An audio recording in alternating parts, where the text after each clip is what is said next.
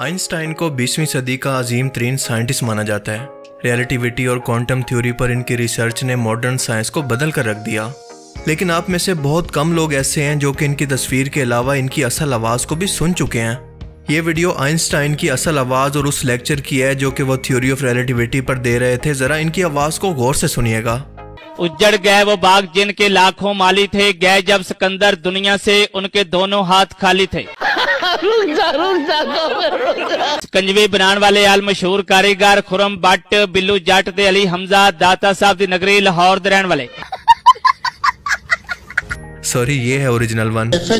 Upon all nations, and not least upon the Germans, of the fate of these innocent people. उबला हुआ अंडा मांग रहा है। लेकिन जाते जाते उनकी ये मशहूर कहावत जरूर सुनते जाएं। उनका कहना था कि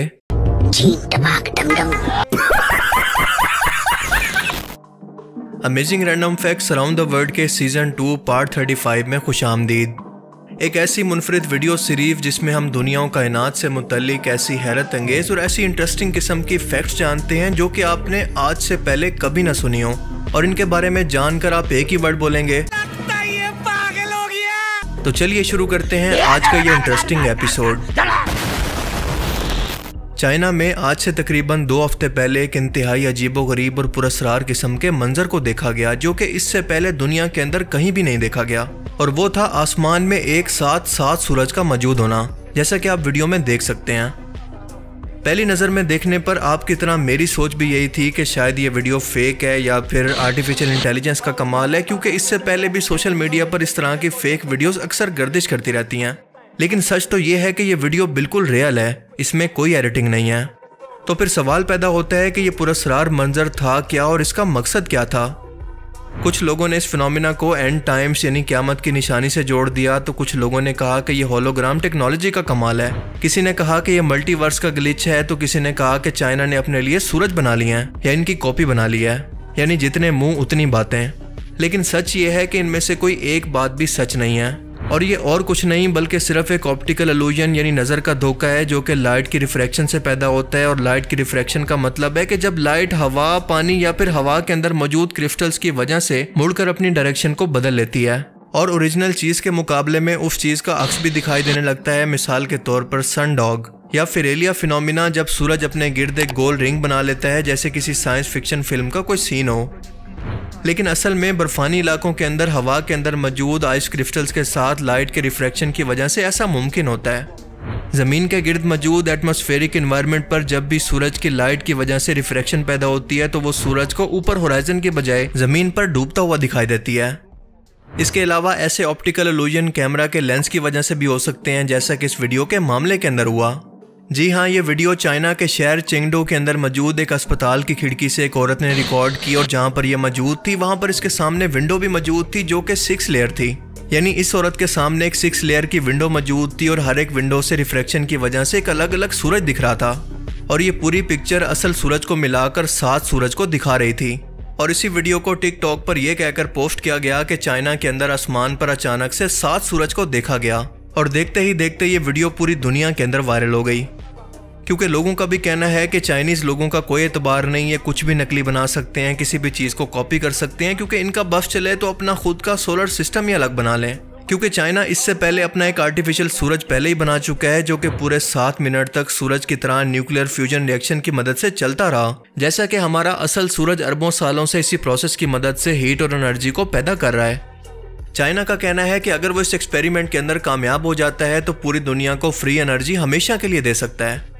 सो moral of the story is कि अगर आप नेक्स्ट टाइम को इस तरह का गैर मामूली वाकया होते देखें तो सबसे पहले अपने कैमरा लेंस को क्लियर करें। क्या आप जानते हैं कि चाइना ने बांस के डीएनए को गन्ने के अंदर डालकर इसकी एक नई नस्ल तैयार की है जो कि देखने के अंदर तो बांस जैसी लगती है लेकिन खाने के अंदर गुड़ की तरह मीठी है। इस गन्ने की नई नस्ल के अंदर इतना ज्यादा रस मौजूद है कि आप इसको निचोड़ भी सकते हैं। इसका रंग सुनहरा होने के साथ साथ ये सॉफ्ट और मीठा दोनों होता है। फ्रूट्स के अंदर जेनेटिक मॉडिफिकेशन की वजह से चाइना के अंदर कोई भी फ्रूट अब खट्टा रहा ही नहीं है। इन्होंने खट्टे से खट्टे फल को भी शहद की तरह मीठा बना दिया है। आम का साइज बढ़ाकर इसके अंदर से तो गुठली तक गायब कर दिया है। वैसे तो दुनिया के अंदर तकरीबन हर तरह के रंगों के अंगूर पाए जाते हैं, लेकिन चाइना के अंदर इन अंगूरों को इतना लंबा कर दिया गया है कि जो कि आपकी उंगली के बराबर बनते हैं, इसीलिए इनको फिंगर ग्रेप्स कहते हैं। जबकि अगर एप्पल्स की बात करें तो यहाँ पर चाइना के अंदर आपको हर एक कलर के अंदर एप्पल देखने को मिल सकते हैं। इन लोगों ने चीकू का साइज बढ़ाकर इतना बड़ा कर दिया है जो कि देखने के अंदर पपीते जैसा लगता है। इन लोगों ने हर चीज का साइज बढ़ा लिया है सिवाय अपनी आंखों के। मेरे ख्याल में ये लोग नेचर से छेड़छाड़ करके केमिकल से बने फ्रूट्स तैयार कर रहे हैं जिनके अंदर वो न्यूट्रिशन नहीं होगी जो कि कुदरती तौर पर फलों के अंदर मौजूद होती है, जबकि कुछ लोग इसको एग्रीकल्चर रेवोल्यूशन कह रहे हैं। लेकिन आपको क्या लगता है, मुझे कमेंट सेक्शन के अंदर जरूर बताना। क्या आप जानते हैं कि कमर्शियल एयरक्राफ्ट की स्पीड 30 से 45,000 फीट ऊंचाई पर 1000 किलोमीटर पर घंटा तक होती है, क्योंकि जैसे जैसे हम ऊंचाई पर जाते हैं तो हवा की फ्रिक्शन वहां पर कम होने लगती है, जिसकी वजह से ना सिर्फ एयरक्राफ्ट को फ्यूल की बचत होती है बल्कि एयर ट्रैफिक और मौसम की भी डिस्टर्बेंस नहीं होती। लेकिन जमीन से देखने पर हमें ऐसा महसूस होता है कि जैसे ये एयरक्राफ्ट हवा के अंदर ही रुका हो या फिर बहुत ही आहिस्ता स्पीड से मूव कर रहा हो। एक एक्सपेरिमेंट के दौरान जब एक्सट्रीम हाई एटीट्यूड पर एक कैमरा को खला के अंदर भेजा गया तो इसने अचानक से ये फुटेज रिकॉर्ड की, जिसके अंदर एक कमर्शियल एयरक्राफ्ट को देखा जा सकता है कि वो किस कदर तेजी से और किस कदर स्पीड से गुजर रहा है, जो कि हमें जमीन पर देखने पर महसूस ही नहीं होती। जबकि इसके मुकाबले में सुपरसोनिक जेट्स तो 2200 किलोमीटर पर घंटा की स्पीड पर भी उड़ सकते हैं, यानी स्पीड के डबल से भी ज्यादा। क्या आपने कभी सोचा कि प्लेन क्रैश के दौरान कई कीमती जानें ज़ाया हो जाती हैं, तो क्रैश से पहले तमाम पैसेंजर्स को पैराशूट पहनाकर ज़मीन पर क्यों नहीं उतार दिया जाता? ये सवाल यकीनन कभी ना कभी आपके माइंड के अंदर भी ज़रूर आया होगा, लेकिन इसका जवाब बहुत ही सिंपल है, और वो ये है कि हवाई जहाज़ के अंदर तकरीबन 300 मुसाफिर होते हैं और हर एक मुसाफिर के लिए पैराशूट साथ रखने का मतलब है कि 10 किलो के हिसाब से 300 पैसेंजर्स के लिए 3000 किलोग्राम का वजन अपने साथ एक्स्ट्रा लेकर चलना, जिसकी वजह से फ्यूल भी ज़्यादा खर्च होगा और इसकी वजह से हवाई जहाज़ पर भी बहुत ज़्यादा प्रेशर पड़ेगा। दूसरी वजह यह है कि क्रैश के वक्त इतना टाइम ही नहीं मिलता कि लोग एक एक करके पैराशूट को पहन सकें, और अगर पहन भी लें तो शायद इनमें से कोई एक शख्स भी ऐसा ना हो जिसको ये इस्तेमाल करना आता हो। इस हादसे से पहले भगदड़ और खौफ की वजह से शायद कोई एक भी शख्स पैराशूट ना पहन सके और ना ही एग्जिट कर पाए। किसी का पांव अटक जाएगा तो किसी का हाथ, और किसी के कपड़े तो किसी के जूते। अगर फर्ज करें कि वो तब भी जंप कर लेते हैं तो 30 से 40,000 फीट की ऊंचाई पर ऑक्सीजन की जरूरत होती है, जिसका मतलब कि नीचे उतरते हुए आप बेहोश हो जाएंगे। इसके अलावा एक्सट्रीम कोल्ड टेम्परेचर जो कि -34 डिग्री सेल्सियस तक होता है, नीचे आते आते आपकी कुल्फी बना देगा। और इसीलिए एयरलाइंस का आज ये कहना है कि मेरे को इस बार रिस्क लेने का ही नहीं है, बिल्कुल रिस्क नहीं लेने का है। अगर इमेजिन करें कि आप इन तमाम मुश्किलों से भी बच गए तो आपको ढूंढना और बिना किसी मदद के आपके लिए सरवाइव करना एक बहुत बड़ा चैलेंज है, जिसके अंदर बहुत ही कम लोग सरवाइव कर पाते हैं, यानी हर सूरत आपको मरना ही है। इमेजिन करें कि आप इन तमाम मुश्किलों को ख़त्म करके आराम से पानी पर लैंड कर जाएं, लेकिन आपको तैरना ना आता हो, या फिर सीधा जाकर किसी ट्रांसफार्मर पर लैंड करें, या ये भी मुमकिन है कि सीधा किसी जू के अंदर जाकर शेर के पिंजरे के अंदर लैंड करें।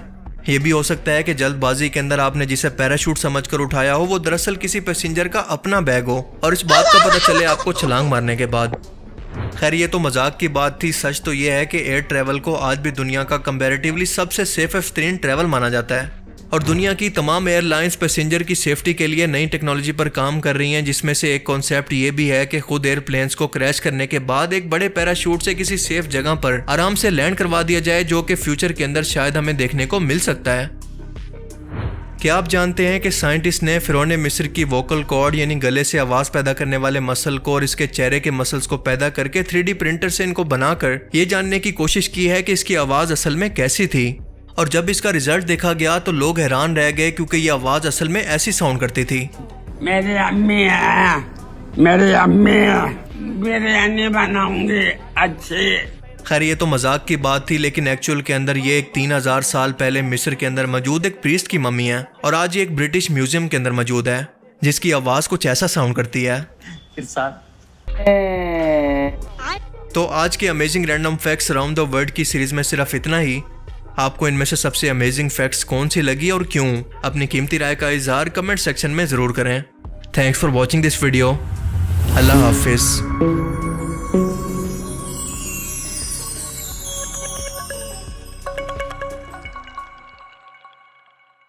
खत्म, bye bye, tata, goodbye, गया।